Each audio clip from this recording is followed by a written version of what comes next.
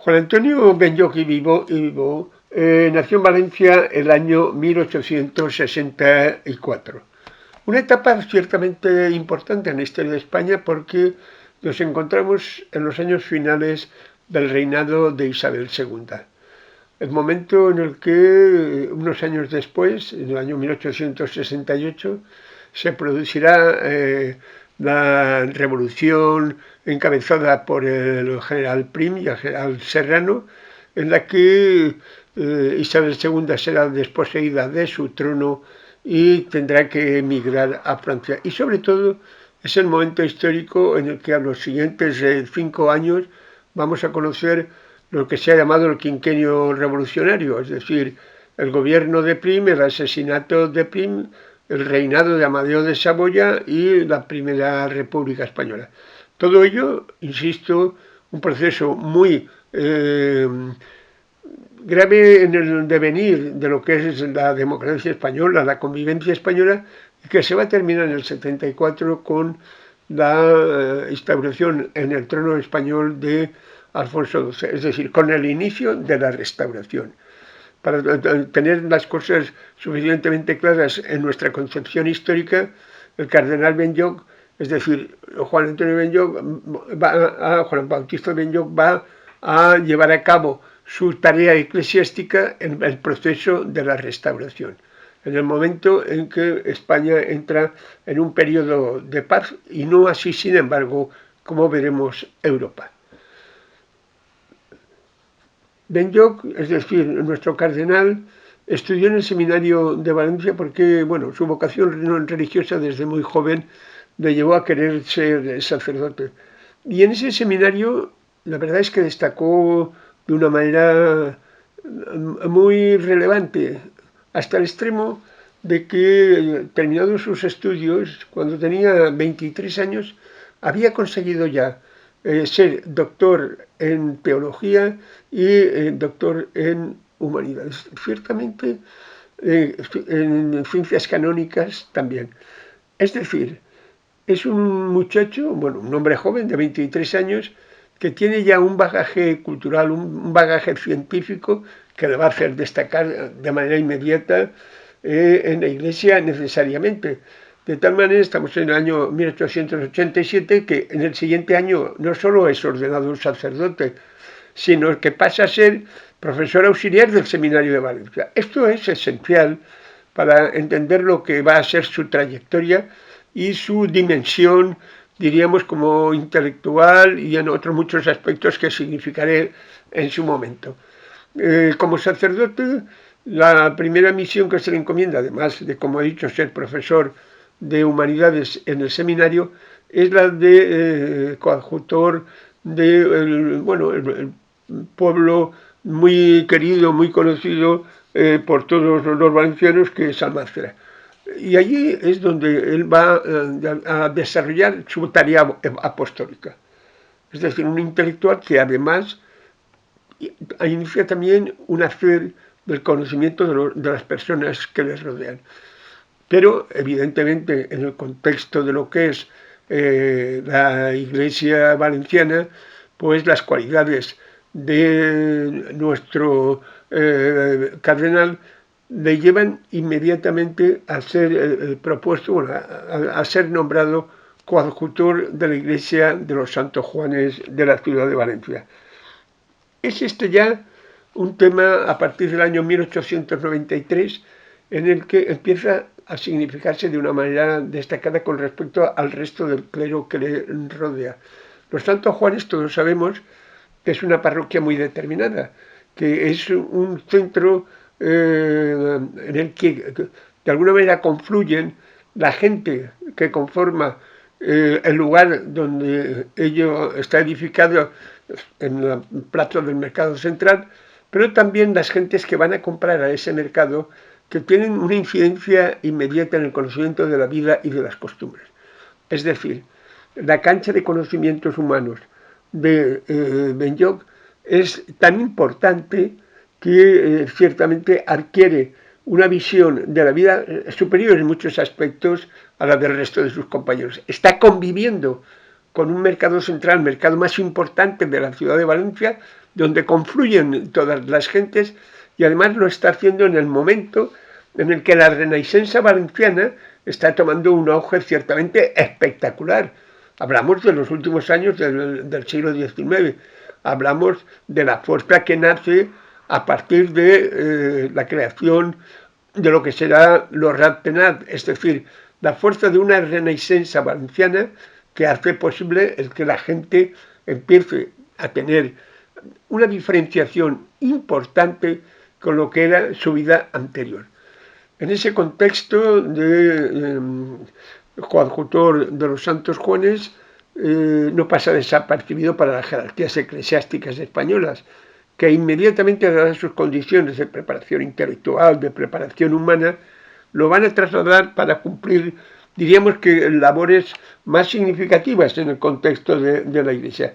Y ese traslado lo llega a ser al ser vicario general de la diócesis de Segovia.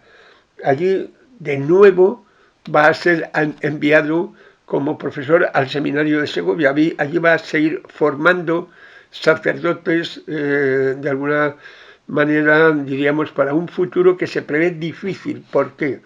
Pues porque el siglo XX que empieza, el siglo XX que amanece, y el mismo siglo XIX que termina, es una etapa histórica en la que la Iglesia, y esto lo quiero significar por encima de cualquier otra cosa, se va a enfrentar con las tesis de una sociedad laica que va avanzando cada vez más en el contexto de Europa.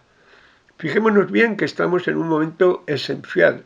Por ejemplo, en la historia de España es el momento del crecimiento de la institución libre de enseñanza, del crecimiento de la masonería, de el ir iniciándose el proceso que conducirá a la Segunda República, es decir, la gran batalla entre la catolicidad y el laicismo.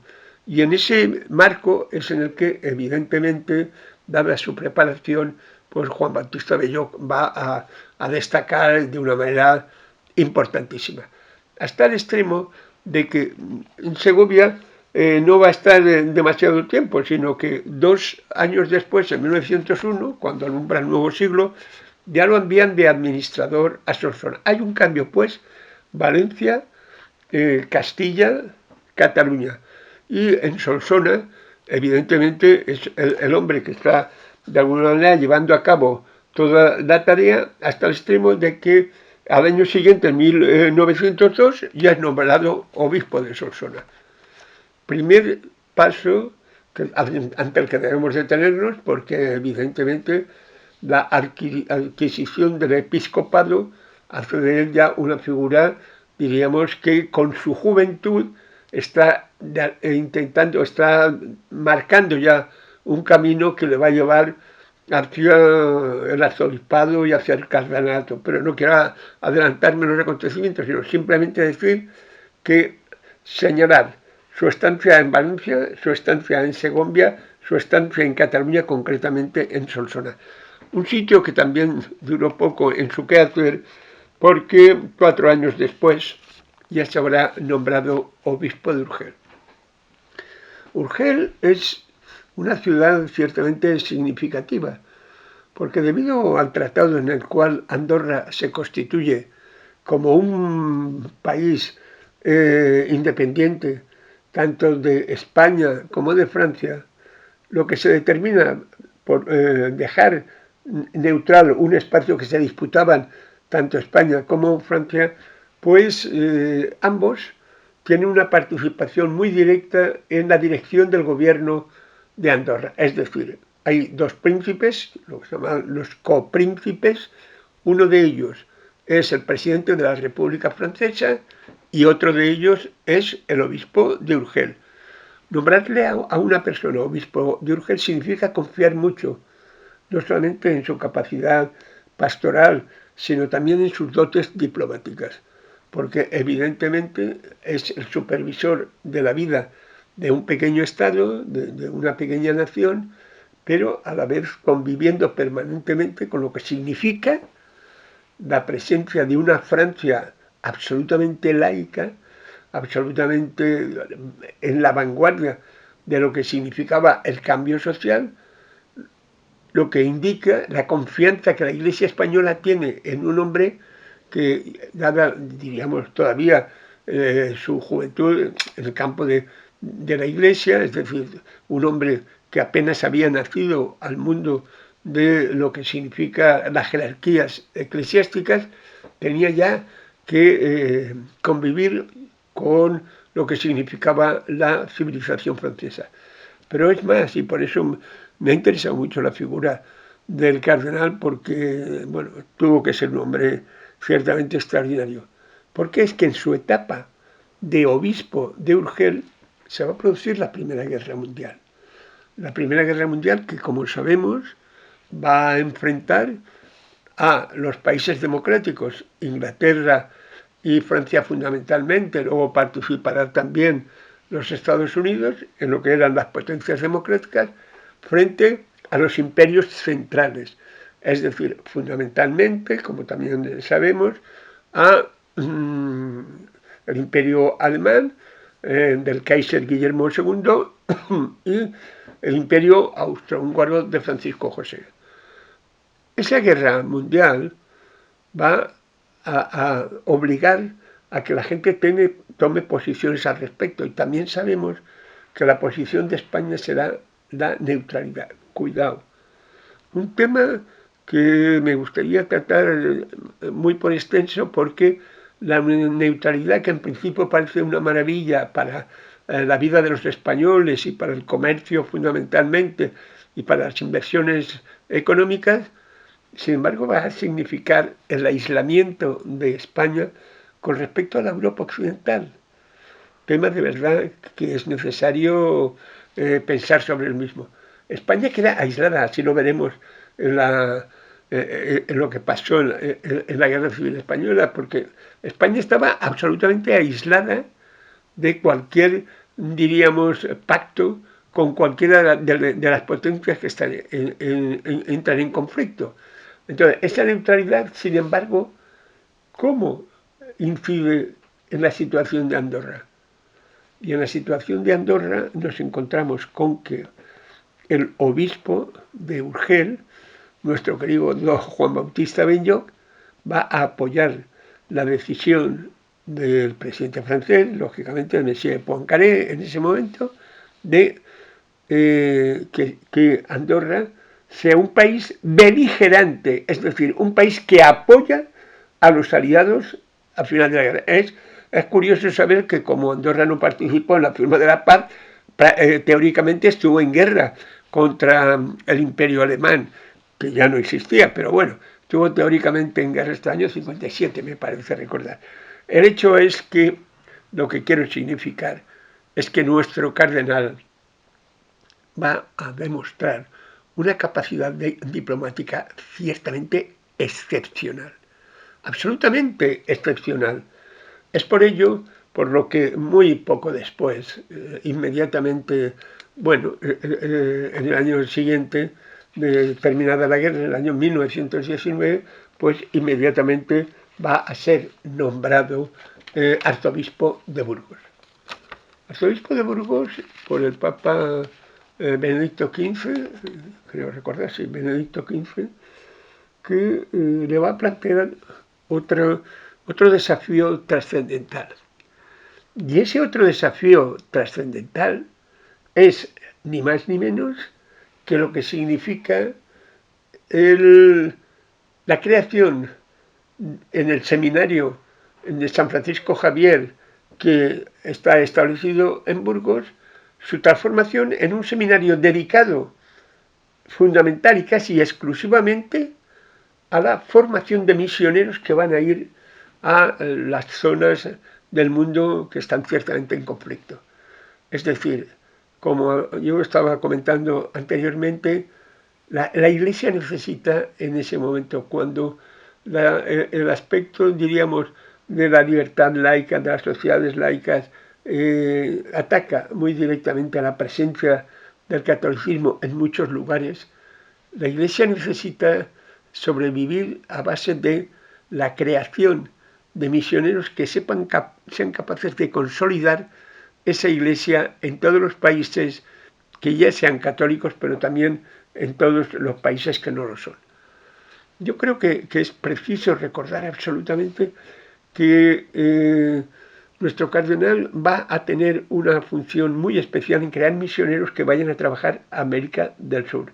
Bueno, y América del Centro, desde México, y América del Norte, desde México hasta el final. También en los Estados Unidos. Hombres muy preparados que van a permitir que la Iglesia Católica consolide su posición en ese lugar. Y yo insisto mucho en esta cuestión porque en los días en los que vivimos, en los momentos actuales en los que estamos, más de 500 millones de seres humanos forman parte de la Iglesia Católica porque ocupan toda esa extensión de Norte, Centro y Sudamérica.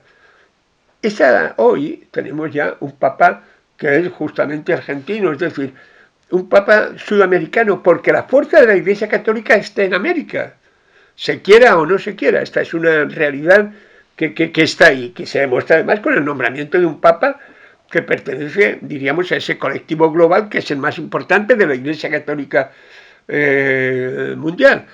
No, las cosas no se producen porque sí, sino que tienen unas razones muy evidentes. En este momento era necesario un papa sudamericano porque es allí donde realmente España fue capaz de consolidar una religión que se mantuvo firme pese a todos los intentos de la parte del norte de llevar nuevas religiones, nuevas formas de vida, y sin embargo ese es un hecho que se mantiene. Y luego además también la incidencia en otros lugares como África o como Asia, el nombre de Francisco Javier siempre nos lo recuerda, donde la Iglesia malvive, es decir, tiene una vida muy dura, pero que hay que mantener las misiones en los países más importantes de África, las misiones en los países más importantes de Asia, porque si no, el ecumenismo propio de la Iglesia Católica desaparecería. Bien, es una tarea que va a llevar a cabo Juan Bautista Beñoca hasta el extremo de que el año siguiente, el año 1922, me parece recordar, las fechas siempre son un poco, bueno, pues algo que en 1921 o 22 es nombrado cardenal por el Papa Benedicto XV, un papa que también tenía como sabemos, como preocupación fundamental ese. Yo recuerdo el que Benedicto XVI tomó como referente anterior suyo el nombre de Benedicto XV en función de esa misión evangelizadora global, de una visión de la humanidad en su conjunto que realmente era necesario hacer. Insisto mucho en la cuestión, porque es que si no se entiende nunca la historia ni el hacer de las personas. Si no se tiene claro cuáles son los acontecimientos fundamentales que hay alrededor de ese mundo, entonces no hacemos nada. Estamos ante una guerra mundial, estamos ante un proceso de liberalización de los cultos, de las sociedades, es decir, en una lucha que cambia la dinámica que las sociedades occidentales habían tenido hasta ese momento. Hombre, la guerra es una significación de eso mismo, una fractura de la sociedad. Y en esa fractura nuestro cardenal va a tener un papel esencial, como digo, en este momento, primero en el proceso de apoyar, diríamos, la lucha de los países democráticos frente a los imperios centrales que tienen unos modos de vida y unos comportamientos que son más propios de tradiciones, más propios de lo que había sido la Iglesia hasta ese momento, pero que no podían mantenerse si la Iglesia quería pervivir. Bien, en ese contexto, insisto, el tema de los misioneros de Burgos es tan importante que Benedicto XV lo convierte en cardenal.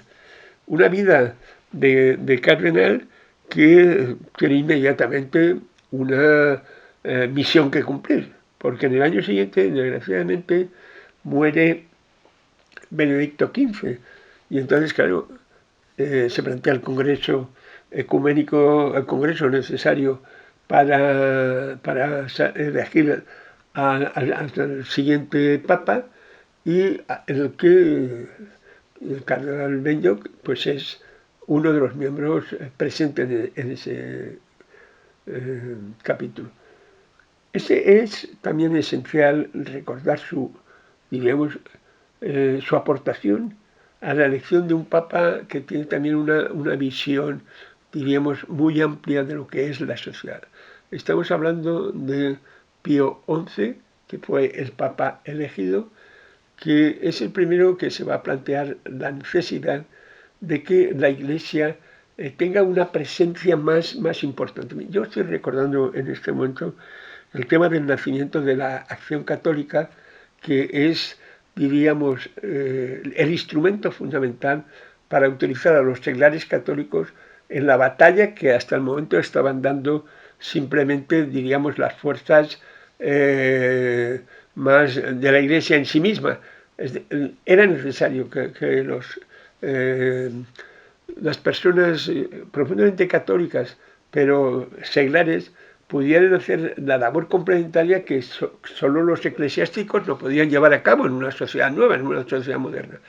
Bueno, en ese contexto de una visión global, de que la Iglesia sí que debe participar en la vida política, no quedarse al margen de las situaciones que se están produciendo, Pío XI significa el antecedente más importante. El hombre que es capaz de darse cuenta, con él el que sería luego su secretario de Estado, Pacelli y tal, que luego sería Pío XII, que se dan cuenta de que hay una sociedad cambiante, hay una sociedad a la que hay que de alguna manera llegar a ella, sea como sea, y sobre todo que la Iglesia no es solamente una iglesia al margen de la sociedad, sino una iglesia que está metida dentro de la sociedad. En ese contexto, pues, es en el que va a tener también que vivir los próximos años nuestro cardenal. Fíjense, bueno, fijaos bien en lo que estoy diciendo, si la cosa es evidente, que el año 1923 es el año de la dictadura de Primo de Rivera. En el año 1923 el gobierno español nombra al cardenal Benlloch embajador plenipotenciario en América del Sur, lo que confirma absolutamente todas las palabras que hasta el momento he dicho. Es decir, su capacidad diplomática, su presencia en el mundo, diríamos, su llegar con facilidad tanto a los humildes como a los poderosos, es lo que permite que el gobierno piense en él como su embajador extraordinario en América del Sur, que es la tarea que va a llevar adelante nuestro cardenal. La tarea, como decía antes, de consolidar ese catolicismo y también la presencia de España en Hispanoamérica. Es realmente maravilloso, porque fijémonos bien, es un hombre que ha hecho política, bueno, o mejor diplomacia, en el contexto de la Primera Guerra Mundial.